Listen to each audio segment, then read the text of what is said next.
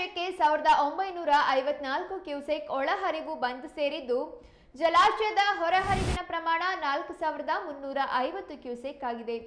ಜಲಾಶಯದ ಎಡದಂಡೆ ನಾಲಿಗೆ 380 ಕ್ಯೂಸೆಕ್ ಹಾಗೂ ಬಲದಂಡೆ ನಾಲಿಗೆ 2650 ಕ್ಯೂಸೆಕ್ ನೀರನ್ನು ಹರಿಸಲಾಗಿದೆ.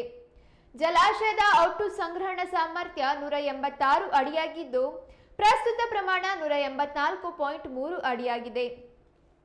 ಕಳೆದ ವರ್ಷ ಇದೇ ಸಮಯದಲ್ಲಿ ಜಲಾಶಯದ ಪ್ರಮಾಣ 184.8 ಅಡಿಯಾಗಿತ್ತು. ಈ ಬಾರಿ ತುಸು ಕಡಿಮೆಯಾಗಿದೆ.